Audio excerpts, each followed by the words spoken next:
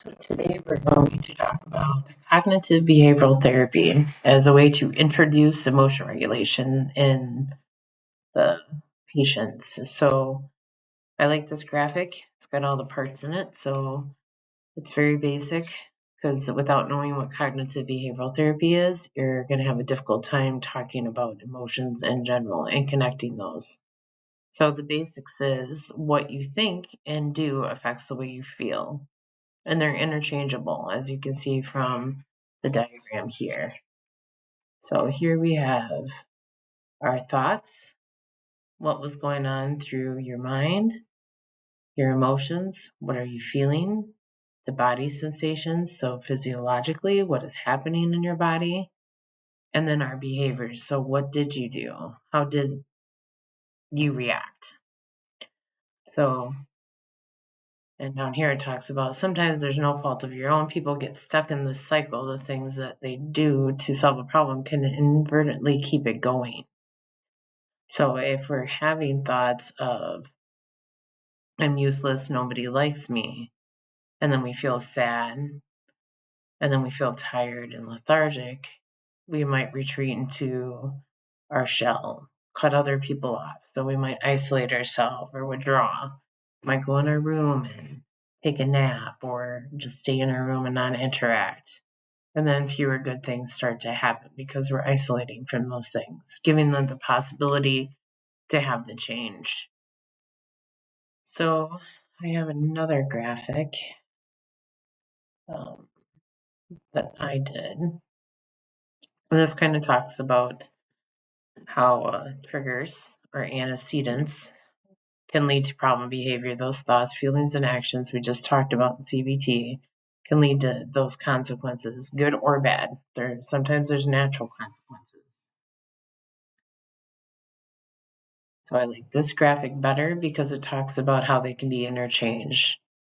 Because sometimes I might not be able to identify what I think, which is a wide variety of our population, but I might be able to say somewhat what I feel, like physical sensations in our body, and then relate them back to how I feel.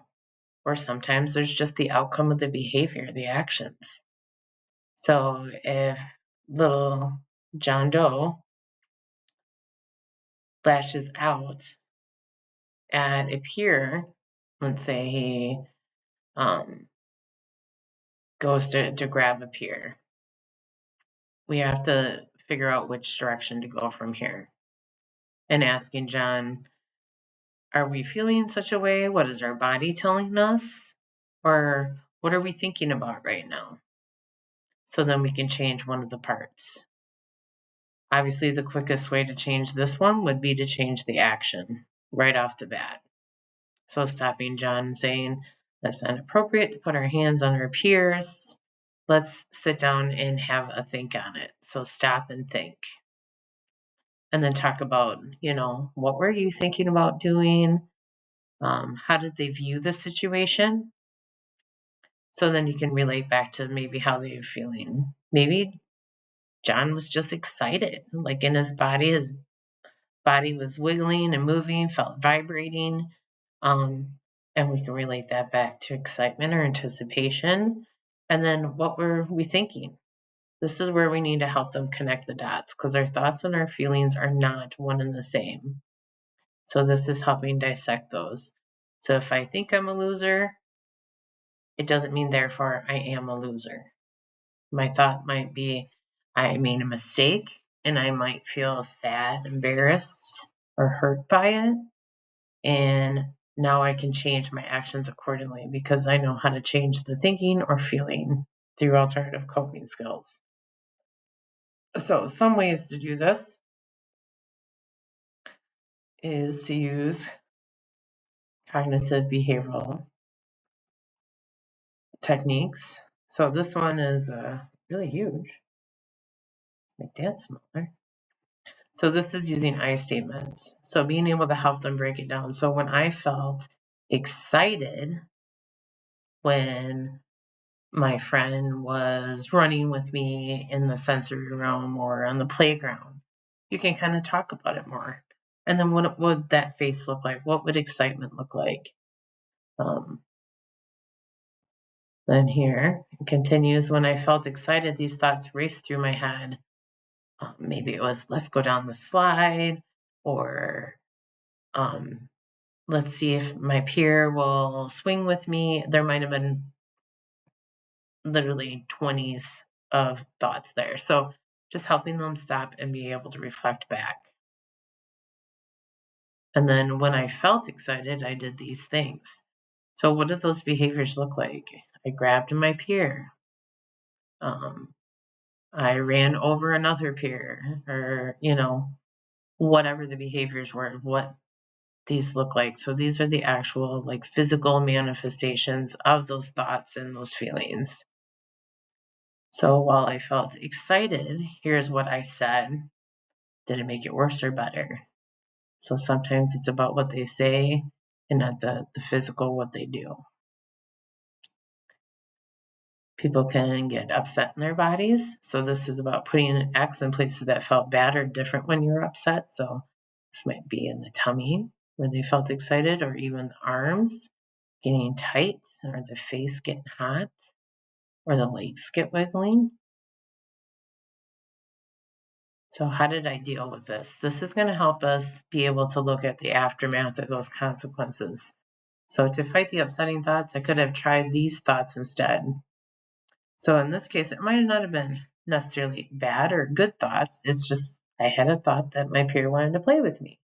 So maybe it's, can I ask my peer to play in a particular game? Could I have stopped and thought about what I was doing? So just putting those alternatives in there. When I felt excited, here are some better things I could have said to get help or to let someone know how I feel. So talking to staff or adults, to be able to, like, how do I ask? Maybe they're having a difficult time just asking. Something better I could have done when I was upset. This is more of those sadness, maybe anger, frustration, to look at. And then this is ways to calm the body. So if we have our X's from the previous body and all the spots, what's a way to calm down the arms, the stomach, the face feeling hot? So being able to apply those and walk through the whole steps. So this one's particular to anger, dealing with the anger, because anger is going to be the first one we touch base on. This is worry. So it's got a lot of more prominent feelings in there. Dealing with my worries, things I could have said, sad,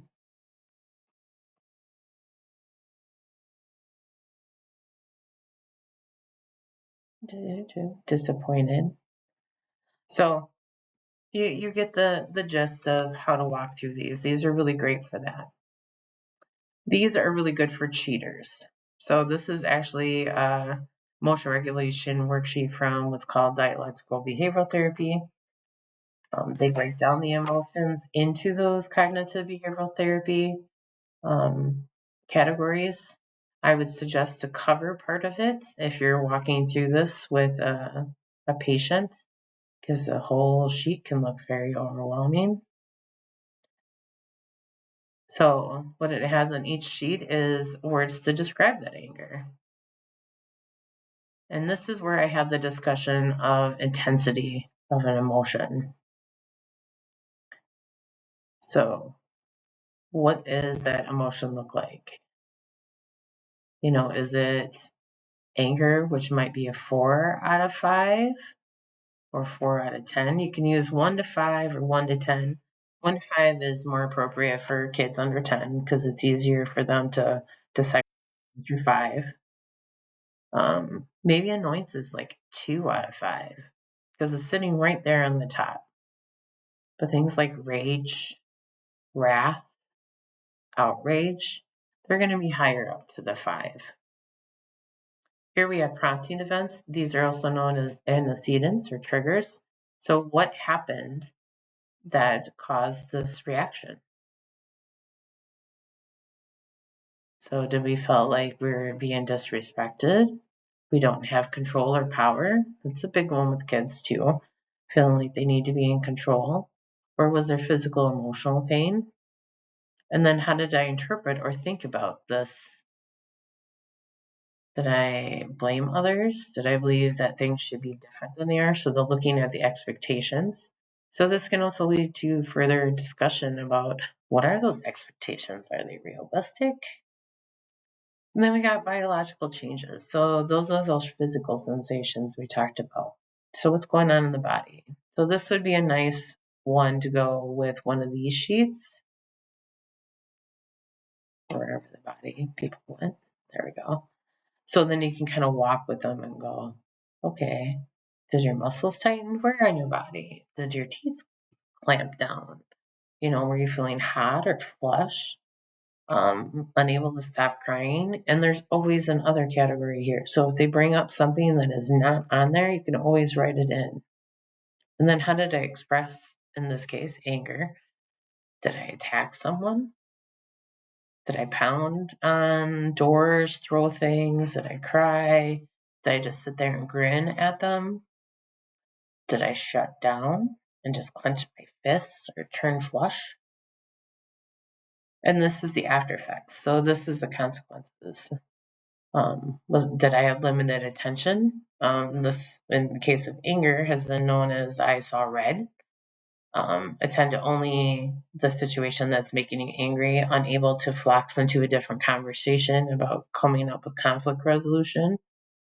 Sit there and ruminate on it, just feed it with more negative thoughts, or just kind of detach from it. That's what depersonalization and dissociative experiences are, and that numbness. We're just detaching from it as though it's not happening. It's a form of denial. So these are really good sheets to have with, so then you can come up with the verbiage and the discussion. So when you're walking them through these sheets, it's easier to tell what's going on. So the lowdown, as we are doing ABA, is to really look at what is activating this event. What are those belief systems? Are there unrealistic expectations? Do they believe they need to be in control? Is this about fairness? Because it always leads to a consequence. And those are your feelings or behaviors in there. So walking through the new cognitive behavioral interventions, there was a module already on that. That was asked to be viewed upon hire, or more recently, added in by me. But it's really good to look at that to help you walk through this, because I understand you guys aren't psychotherapists. So I want to make sure I can support all of you in the best way. These worksheets are really great for it. And then I also have ones that go 1 to 5. I also have an anchor iceberg that I could share to talk about those underlying feelings. But these worksheets have been extremely beneficial. So you're probably going to see those in many of the patients' binders to start working through. If they don't want to do a worksheet, you could still have the discussion. They can come up with a situation, or you can come up with a mock one that's relative to most kids, getting cut in the line at school, getting in trouble in school for something that you didn't start or feel you didn't start, and it was another kid and you got caught, or just not feeling well. So there's many avenues you can take through here. So hopefully this was helpful. If there's any questions, let me know.